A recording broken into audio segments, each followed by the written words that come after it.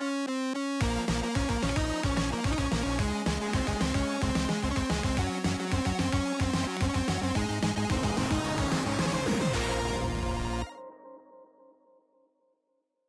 everybody, welcome to this week's podcast.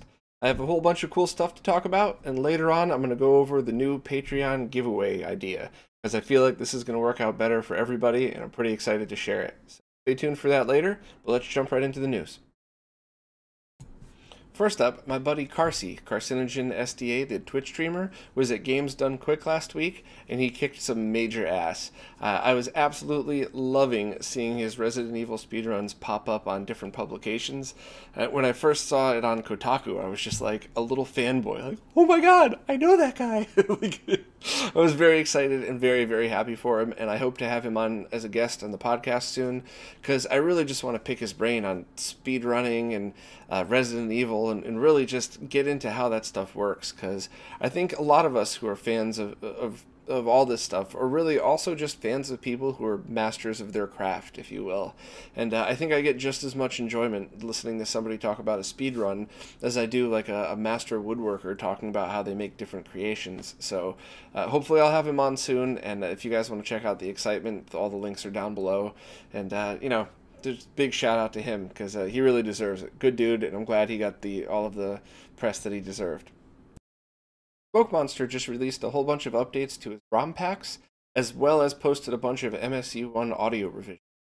Now, I actually wanted to have a video done by this podcast that shows how to use the new updates to update the last versions of ROMpacks, but I just haven't gotten a chance to get around to that. So I guess this is a race to see who can get that video out first, me or Smokemonster himself. But I'll keep everybody updated every time he has updates, and hopefully he'll post a video or two of his own soon. Darksoft just posted an interest check for a CPS2 communication tournament battles. And once again, this was something that Smokemonster sent over to me, and I really had no idea what it was. I'm always trying to be honest about that. So of course, I texted Arturo Sabin from Team Spooky, and he got back to me right away and explained that these are add-on PCB for CPS2 kits that allow multiplayer tournament battles. Which sounds awesome to me. So I guess if you are interested, please, you have to sign up for the forum, but it's free, of course. And then he foresees a price of about $50 per PCB. But if you own multiple arcades like this, with places such as iFix Arcade in Brooklyn, this seems like something that's kind of a must-have, because then you could link them all together and actually have a big tournament battle. So if you have any intent of doing any of these things in the future, definitely check this out and see if this is something you'd be interested in, because like so many of this are different arcade stuff, these boards are becoming rarer and expensive to fix, and just being able to have a replacement like this definitely. Firebrand X is at it again, but this time it's not with FrameMeister profiles or even with color palettes. He's gone to the dark side and started to make hardware himself. He actually made a SNES audio board that was based off of Peter's, Borti's original design, but this also includes the ability to have just an RCA optical audio out, the Toastlink audio, I think. So it's not the digital port, it's the port that looks just like a composite video but sends digital audio. And the purpose of this would be if you had a fat SNES that you wanted to do an audio mod to, you could actually just remove the RF adapter and put this port in its place, essentially being no-cut digital audio mod. So if you have a SNES Mini, you might want to just use the original board or whichever new update that Firebrand X have been working at, because you're going to have to cut it anyway. But with this one, I think it's the perfect addition to that SNES, because you guys know I'm getting all freaky about never cutting plastic anymore. But it's still in a beta revision. I think he has his second revisions being mailed to him now. We're all going to test those together, and then hopefully they'll be up for sale fairly soon afterwards. I'm not sure where, but I'll keep everybody updated, because I am a massive fan of that SNES digital audio mod. I think at worst, it's equal to the analog audio, but you never have to worry about a buzz, especially on bright screens. But depending on your stereo, at best you could hear a big difference. So I guess the best example is when I had just two desktop studio monitors with both analog and optical inputs, and they were sitting, right next to my screen. The only difference I could really hear is that there was zero buzz with digital audio. but when I hooked it into a full surround sound system, you could totally tell a difference. So I'll keep everybody updated to his progress, but a lot of thanks to Borti for donating the original design as open source. Thanks to Firebrand X for improving upon that design and tweaking it himself, and hopefully we'll all get to enjoy it soon. This one kind of made me smile in a sarcastic way. Linksys has just introduced the first router that prioritizes Xbox One gaming, and it uses something they're calling a killer prioritization engine. So anybody, any IT nerds watching this is giggling the same way I did when I heard this, because you've been able to do all of this kind of network prioritization on routers for a long time. Maybe if you had a basic consumer grade one, you could put the open source router firmware on there. For any of the more advanced ones, you could already do that. So while I do like the fact that there's now a very easy consumer grade version of this, you basically, I've seen these gaming routers before. You log in and then you click on Enhance for Gaming, and it just sure that it, like if somebody, I guess the best example is if you're gaming and you're in the middle of a session and can't have any network lag, and somebody else in your house is, you know, downloading a torrent, and then somebody else in your house is watching a movie on Netflix, then this makes sure that the priority of the bandwidth always goes to gaming. So from that perspective, it's great, and a lot of these routers do a very good job of that. But I do love when they come out with the buzzwords and stuff and make it seem like this is the first time your Xbox could be prioritized. Us nerds have been doing that since the days of the original Xbox. But thought I'd pass that along, both because it might be handy and fellow IT nerds are giggling at this right now. Borti just released the first version of his N64 RGB on-screen display firmware. I hate all these acronyms in a row. But basically, it's the first revision of his firmware that allows for the full on-screen display for his board. So rather than use button combos, you would actually just bring up this menu and then select the changes there. I believe at the time of recording this, it's only a Hello World proof of concept, so it brings up the menu, but the changes don't do anything. But at the very least, he's on the way to making this a functional edition. And as always, everything's up on his GitHub for sharing with whoever wants to contribute. So it's very cool because I really like the on-screen displays. And now that you get to have one with the RGB version instead of just the Ultra HDMI, I think it's pretty awesome. And speaking of the Ultra HDMI, Marshall just uploaded the version 1.07 firmware that adds the ability to change the amount of gamma boost as well as preset slots. So I think that's the one I'm more excited about, because this way you could kind of tweak each setting the way you want it. And I guess the best example would be I like things either super sharp or very much with the CRT filters on them. So depending on the game I'm playing, or I guess even the mood I'm in, and definitely the TV I'm on, sometimes having scan lines in the CRT bloom looks great, and other times I just want the sharp pixel look. So now I could completely set my settings the way they want, label them, and have them in different preset slots. Hopefully, eventually you'd be able to add something like maybe have the presets on an SD card in one of the ROM carts, so you could have things like the Firebrand X profiles, but just for the Ultra HDMI. But either way, I think it's a great addition. Also, has anybody heard from Marshall lately? Because I thought I was on his mailing list, but I didn't get an email about this. And in fact, the only place on the internet I could find information was RGB32E's blog, which, you know, he did a great job showing the different options and stuff, so thanks for posting. But I was just kind of curious why I hadn't heard about that from anywhere else. Is Marshall mad at me and took me off his list? Is Marshall RGB32E fucking with all of us? But yeah, just if anybody's heard from him, let me know, because I'd certainly want to make sure that everything's cool, and I would always love to be kept in the loop for things like this, so that I make sure not to miss out on telling all of you guys about it. Hyperkin just announced the Ultra Game Boy, which is a Game Boy with an aluminum case and a backlit screen, as well as hardware for chiptunes built in, as well as stereo audio. So this is very promising. When I had spoken to Chris Galizzi, one of the main product development managers, he had said that they were looking into more higher-end products. And with the target price range of just under $100, this might be it. Now, the Game Boy's been around long enough and it's been well enough documented that there might actually be a chance that they could pull off a good clone console here. Hopefully they won't rely on any kind of software emulation or any kind of laggy things inside, but as soon as it comes out, I definitely want to try it and put it head-to-head with an original Game Boy, because if this is actually a really good hardware solution to play Game Boy and maybe even Game Boy Color games on, then this might be a great opportunity for all of us. Galron on the Crix forums has posted a list of Game Boy Color built-in palette games. So it's a little confusing to explain, but basically when the Game Boy Color came out, and even the Super Game Boy, Nintendo themselves had created specific palettes for certain Game Boy games that didn't have color, obviously. So when you plug these games into these color accessible devices, rather than just default to whatever the basics are, they actually have specific palettes tailored to that game. And he'd actually gone through and verified and found 95 games that the chip on the Game Boy Color actually reads the ROM and uses with those newer colors.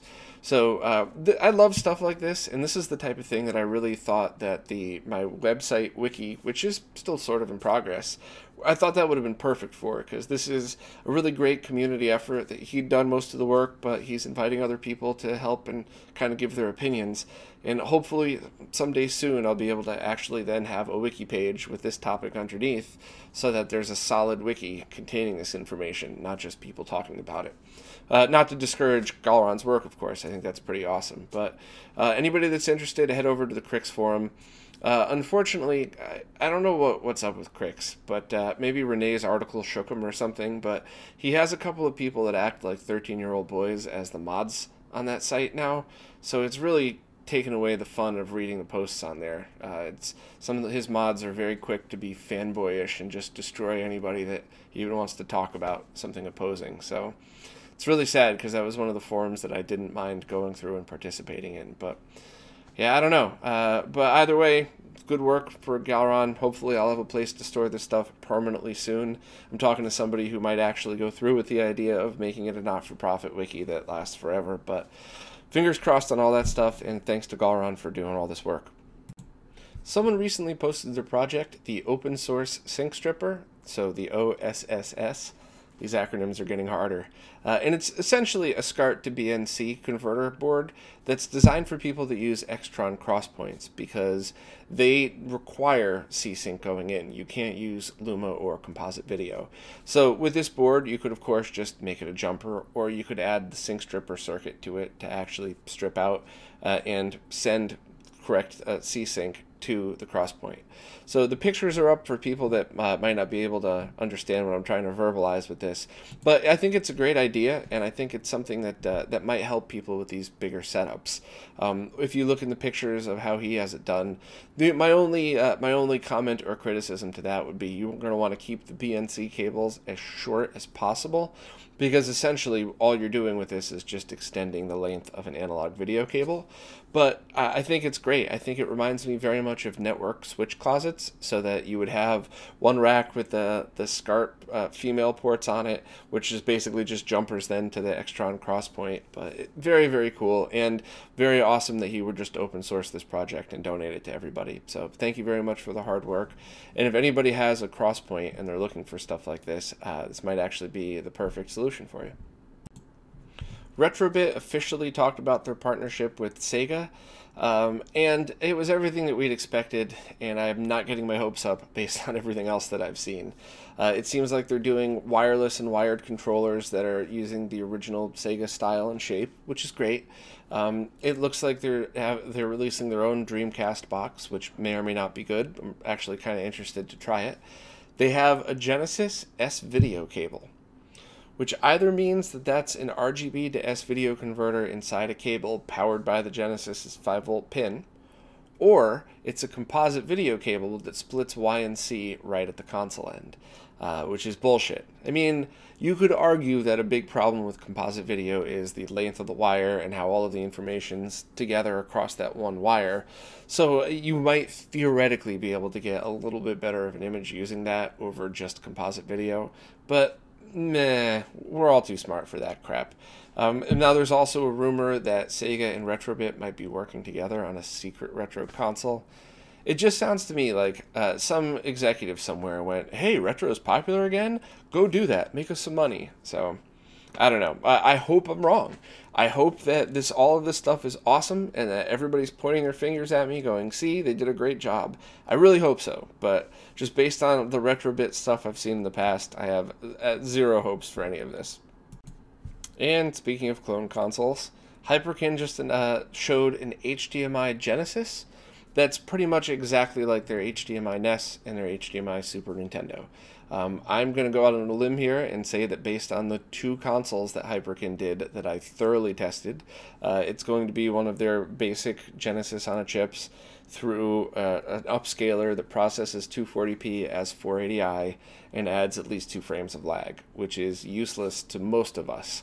You know, there's always, as I said in both of those other reviews, there's definitely a time and a place for consoles like this, and I could even see a few scenarios where I would find them very helpful, but as far as sitting down and getting a great experience, it's not it. So somebody's going to be sending me another one of those all-in-one consoles, and I'll give that a test as well, and I'll keep my eyes open for clone consoles that might actually be worth the money as like a second or a spare or something to hold you off until you could save up for one of the better ones. But as far as I'm concerned, I mean, I'm not saving any hopes for any good clone consoles, other than, of course, anything Kevtris does, because I still am a massive and huge fan of the Analog NT Mini, and I can't wait to try the Super NT. Someone just posted wall mount brackets for the G-Comp switch and the G-SCART switch that are basically just 3D printed little brackets that slide right in. You unbolt the bolt, put it through this one, and then you could use these to mount it to a wall or pretty much anything else.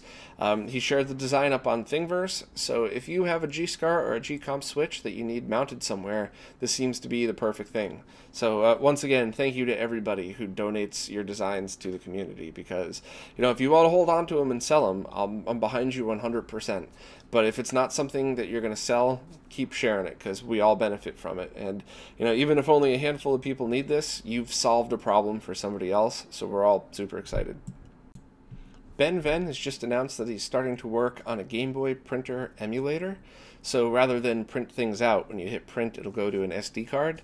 I love neat things like this. I really liked Furtek's prototype of his Game Boy camera that saves to an SD card.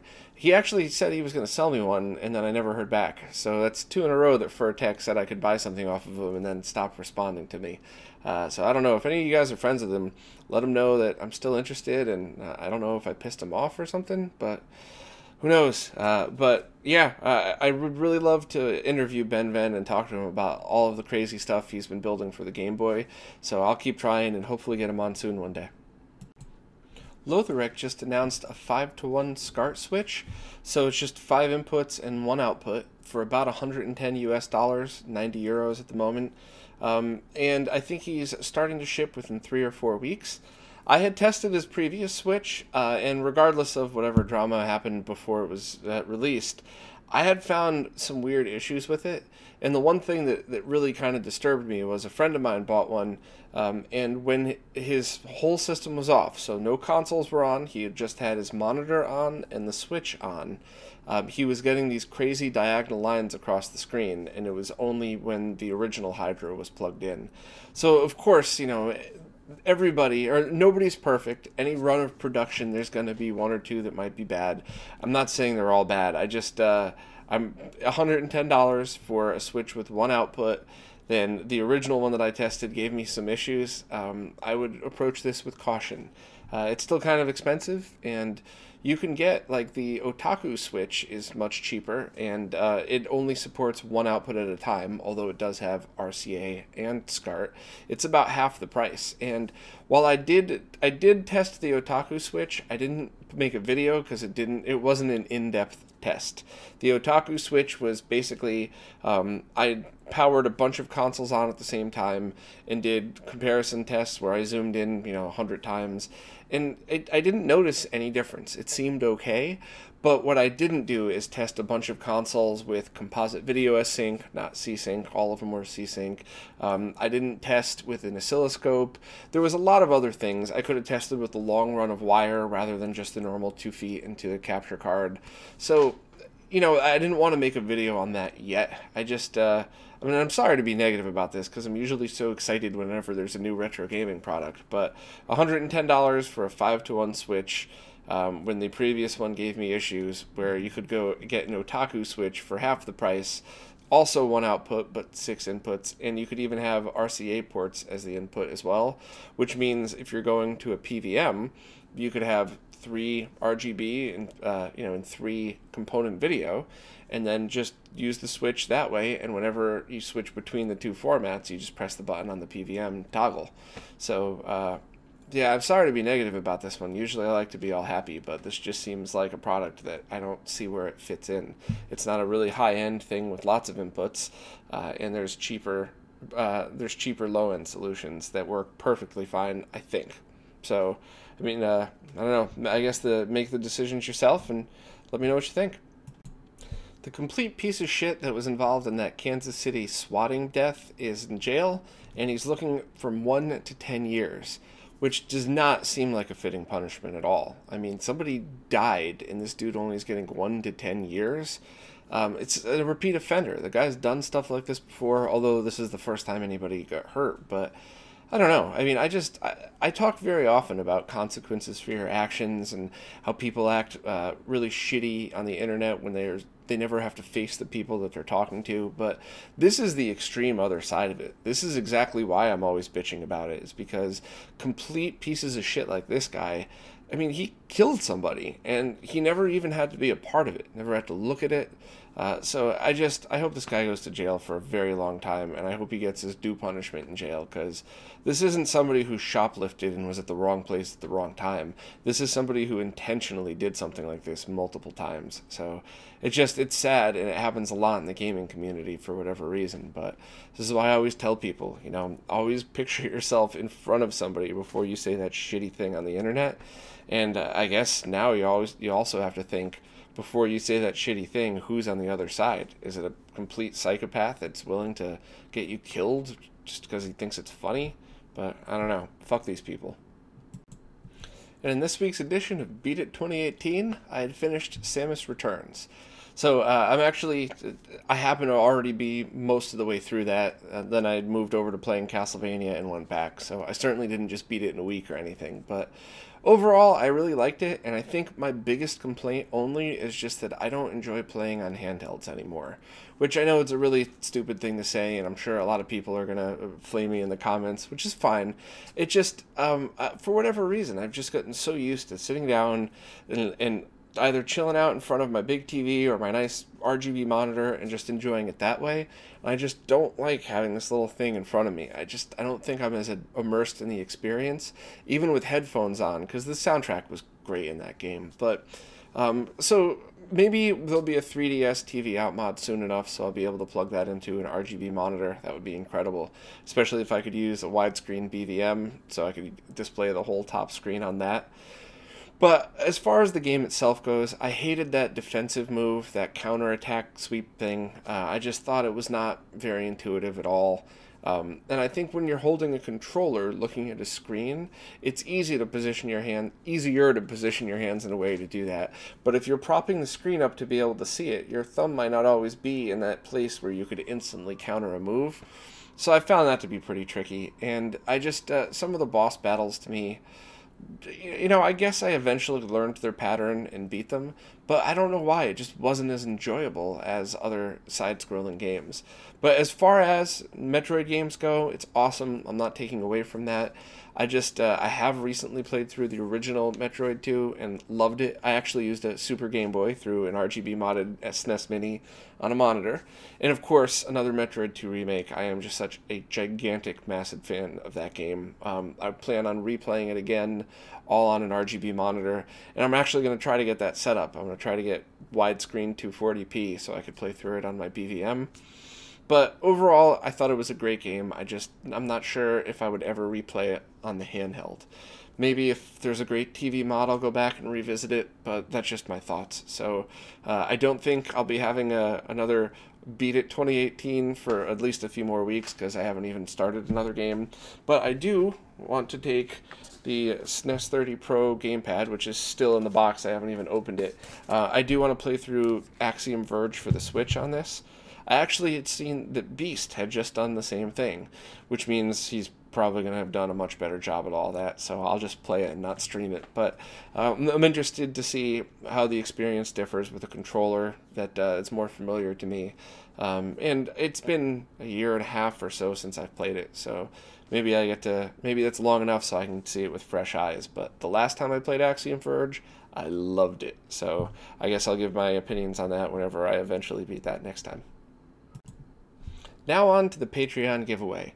So I'm changing things up a little bit, and I really feel like it's for the better. I put a vote up on the Patreon page, and I feel like a lot of people are behind me on this one.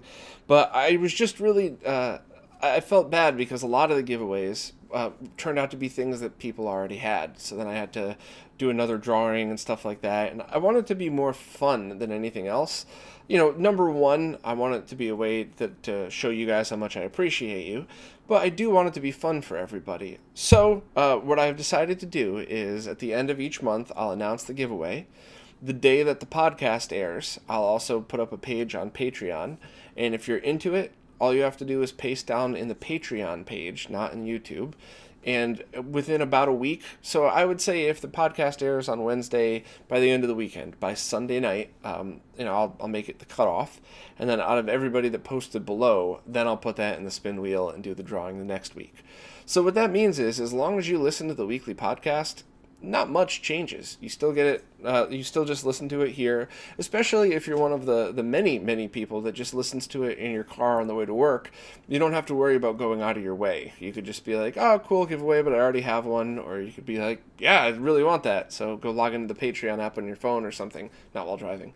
But, so I figure that's a good way to go about all of this, and let's give it a try for a few weeks and see what happens. But because last month the person who won the giveaway had already had one, this month, once again, is the Game Boy Advance shoulder strap, not fanny pack, as well as Dark Rider's modded Game Boy Advance backlit screen. This is the one that has two different voltage selections on it, so you have two different brightnesses. It's a brand new screen with glass on it. I haven't even taken the plastic off.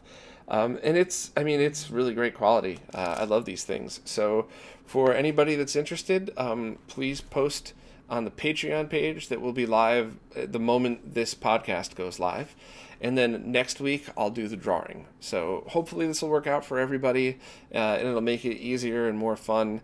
And I do like the thought of doing the announcement one week and the drawing next week, both because it gives people plenty of time, and also, you know, in the internet age of everything's instant, it's kind of neat to still have a drawing and something to wait and hope for, especially if it's something you've really wanted, like maybe somebody who wants a backlit Game Boy Advance. So thank you for Dark Rider for donating this, and thank you very much to the person who was honest and didn't take a Game Boy Advance backlight because he already owned one.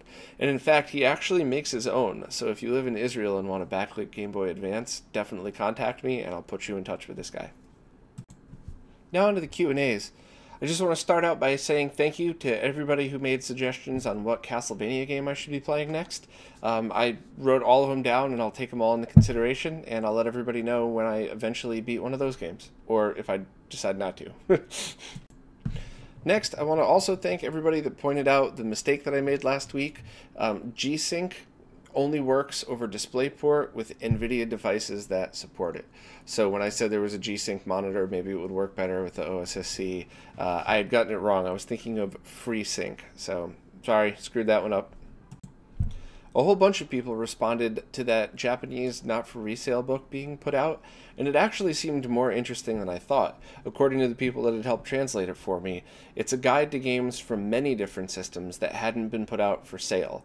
So industry demos, competition prizes, or things designed for very specific markets, kind of like the Blockbuster competition cards, Nintendo World Champions, stuff like that. So that is actually even more interesting than I thought. So if anybody picks one up, definitely let me know what you think of it. I believe it's not going to be released for, I think it's just for pre-order now, so otherwise I would have asked for scans or something. But I like stuff like that. It's kind of neat. It's like a glimpse into the history that never was. Hyjuice commented last week that 65-inch 4K gaming monitor is also being released by Asus. So it seems that that panel, probably an AUO panel, was designed specifically for gaming, or maybe they had a run of production that they found was low lag or something, and different companies are actually going to be making their own version. And that's how most panels are made. Most of those TVs that you see, especially the cheaper ones, there's actually a panel manufacturer in often Taiwan or Korea, and then those panels are just sent to other companies who put their own plastic molds and stuff on them. And sometimes they don't even change the molds, they just change like the color and the emblem and stuff like that. But so, I mean, I guess that's probably better, because if it was just Nvidia working on that one project, they might not be able to get the volumes that are needed to do something that big of a scope. But with other companies doing it too, I guess we'll see. But I'm sure it'll be expensive, but I'm still kind of interested to see how it's going to look. Kyle Troutman asked, is there any way to play modern PC games on a CRT? Maybe I'm misunderstanding the question, but it's actually very easy to play PC games on a CRT.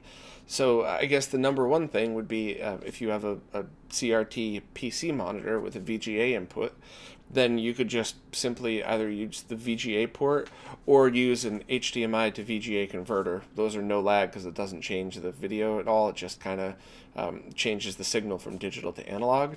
You could just use one of those and then force your video card into a resolution that the monitor accepts.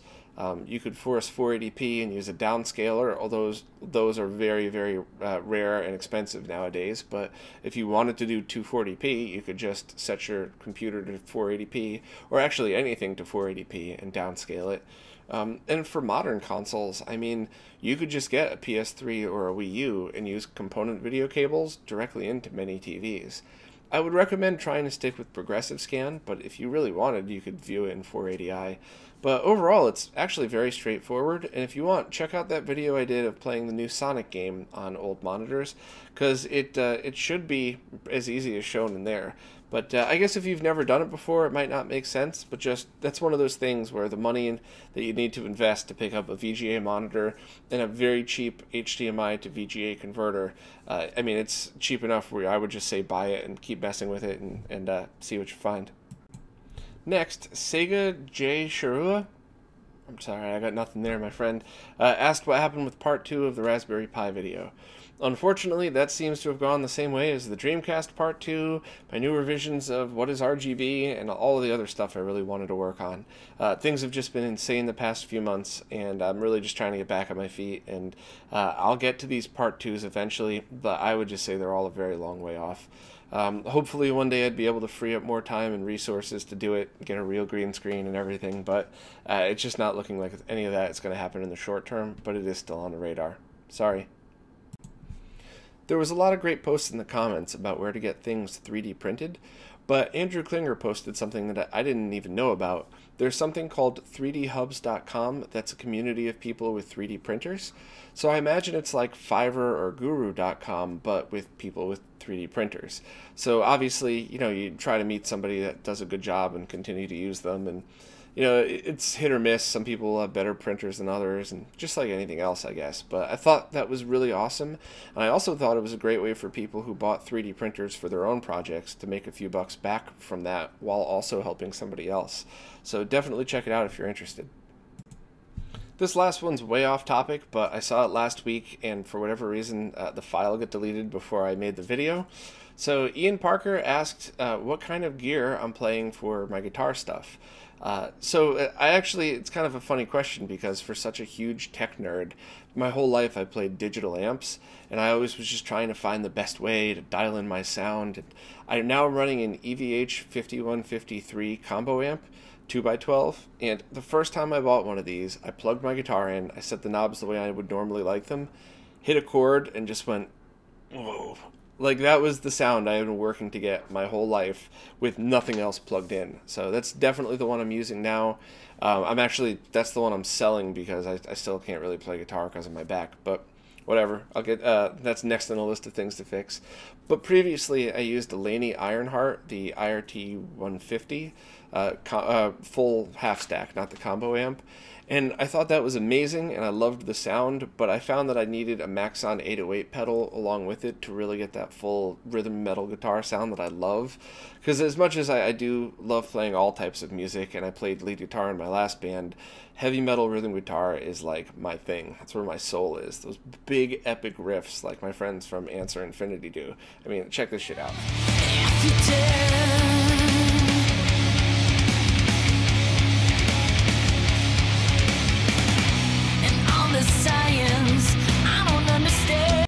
See, told you, those guys are awesome. But as far as that goes, I mean, I've also played Marshall TCL amps. Basically, tube amps are by far the way to go for the music I play. And really, the only other thing I would suggest is just getting an ISP decimator, which, or I guess any noise gate, but that one's my favorite. And that's something that'll be perfect for anybody that uses any kind of distortion at all, because what that does is, like any noise gate, if there isn't enough sound coming down the cable, it just shuts off the sound. So there's many songs that I've played or solos that I've played that have lots of stops in it, and if there's distortion, you do get feedback. I've played live before. The show I played at Webster Hall, every one song, the whole verse was stops in it, so like triplets, stops, and I'd have to, depending on the part of the song, either hit my hit the tuner to shut off my guitar or roll the volume knob down, or else it would feedback between every hit. So those are great for anybody that has distortion at all. I mean, even country music, doesn't matter. If you're playing a solo with reverb and distortion in it, one of those would be a massive help. And for guitars, though, I mean, everything I play is custom. I'm such a picky bastard. If you think I'm picky with how my RGB monitor is set up, it's just as bad with guitars. So I do have the Dave Mustaine Dean with the Rust in Peace logo on it. I purposely bought a beat-up one so I wouldn't feel bad completely gutting it. So I have custom wound pickups. And the ones I wanted were ones that were good for recording, because I like to double my parts. So I got it that really, they pick up everything. So every little, every nuance that I play, they pick up. Whereas for live, I would want a more generic, thicker pickup that sounds heavier, but also masks all the little stuff. So, yeah, and I also, on that guitar, the frets are grinded down. I mean, there's so many little changes I did to that thing. So, as far as guitars go, I mean, it's whatever. I remake everything to fit my hands. That's why if you saw online when I was selling all those guitar parts, which almost all are sold, I had made my own guitars for a very long time. Not like a luthier or anything, but I would buy the parts, bolt them up, find the necks that matched, shim them properly, and I actually had better luck with those than even though I'm not good at that, I still had better luck doing it that way than trying to go to a store and find one that fit me. So I'm not just retro gaming crazy, I'm guitar crazy too. What can I say? But neat question, and sorry for the off-topic thing. I just figured change it up, and hopefully if this bored you, you could just skip to the next question. Well, that's it for this week. Before I go, I definitely want to mention the interview I did with Luke from Console 5. Really nice guy, fun interview, and just a great resource for things like capacitor kits, rare parts for consoles, and all of the information that he posts for free as well. So if I'm sure almost everybody listening to this knows what Console 5 is, but if you don't, maybe just go and poke around. And it's not just a store. It has a lot of information about consoles on there, and Luke really, he cares about all of this stuff, I think, just as much as any of the rest of us in this community. So, definitely support his store and check out the interview if you're interested. That's pretty much it. So, I guess next week I will be back after choosing the winner of the Patreon giveaway. So don't forget, if you're a Patreon subscriber and you want a backlit Game Boy Advance, post on the Patreon page, not the YouTube page. And I guess that's pretty much it. So thank you, everybody, for support, especially all the Patreons, and I'll see you guys next week.